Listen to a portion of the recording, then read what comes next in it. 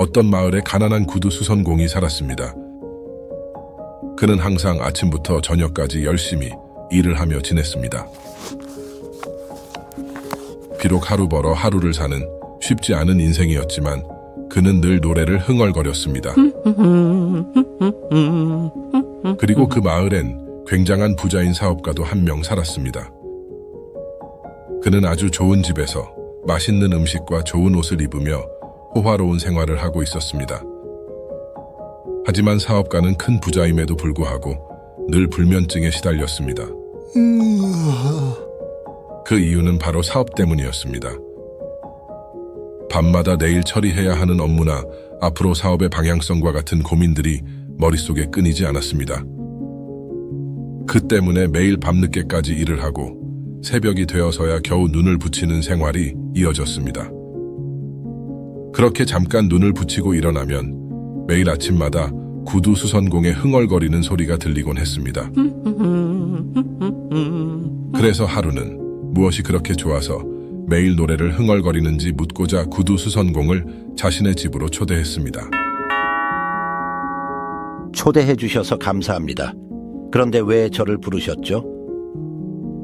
이렇게 와주셔서 감사합니다. 당신에게 궁금한 것이 있어서 이렇게 부르게 되었습니다. 인생에서 돈을 가장 중요하게 생각하는 사업가가 말했습니다. 당신은 만족할 만큼 돈을 벌고 있소? 제 돈벌이는 그렇게 계산할 수가 없습니다. 저는 그저 하루 일하고 그날 번 것으로 생활하면서 살고 있습니다.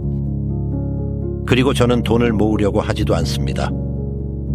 그렇게 매일 살다 보면 1년도 살 수 있고 10년도 살 수 있습니다. 어쩌면 평생을 이렇게 살 수도 있겠죠. 그럼 하루에는 얼마나 법니까? 그건 그날마다 상황에 따라서 다릅니다. 손님이 많은 날에는 밥값에다가 디저트도 사 먹을 만큼 벌고, 그렇지 못한 날에는 싼 음식으로 배를 채울 때도 있습니다. 물론 손님이 없는 날엔 끼니를 굶어야 해서 걱정을 하기도 합니다. 사업가는 자신보다 훨씬 수입이 적음에도 만족할 줄 아는 구두 수선공이 꽤나 마음에 들었습니다. 당신은 정말 솔직하군요.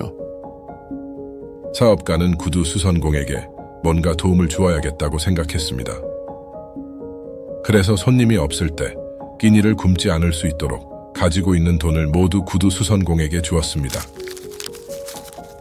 머뭇거리던 구두 수선공은 감사하다며 돈을 받고 집으로 떠났습니다. 집에 도착한 구두 수선공은 돈을 보관할 장소를 찾기 시작했습니다.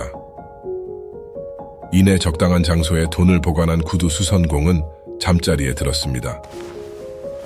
그런데 웬일인지 잠자리에 누운 구두 수선공은 잠이 오지 않았습니다. 만약에 도둑이 들어서 저 돈을 가져가면 어쩌지? 평소에도 돈을 집에 보관한 적이 없었기 때문에 계속해서 돈이 신경 쓰였습니다. 그리고 다음 날 구두 수선공의 집에서는 더 이상 노래소리가 들리지 않았습니다. 그리고 구두 수선공은 일을 하면서도 일이 손에 잡히지 않았습니다. 집에 있는 돈이 사라질까 불안했기 때문입니다. 그때부터 구두 수선공은 일을 제대로 할 수도 잠을 제대로 잘 수도 없었습니다. 그렇게 며칠을 끙끙 앓던 구두 수선공은 그 돈을 가지고 사업가의 집을 찾아갔습니다. 여기에는 어쩐 일이십니까? 이걸 돌려드리려고 왔습니다. 이 돈 때문에 저는 잠도 못 자고 좋아하는 노래도 부르지 못하게 됐습니다. 저는 잘 자고 노래하는 것이 더 중요합니다. 그러고는 도망치듯 사업가의 집을 빠져나왔습니다. 집을 나서자마자 구두 수선공은 가벼운 발걸음으로 노래를 부르기 시작했습니다. 그 모습을 본 사업가는 생각했습니다. 내가 도움을 주려 했던 행동이 누군가에게는 독이 될 수도 있군. 시청해 주셔서 감사합니다.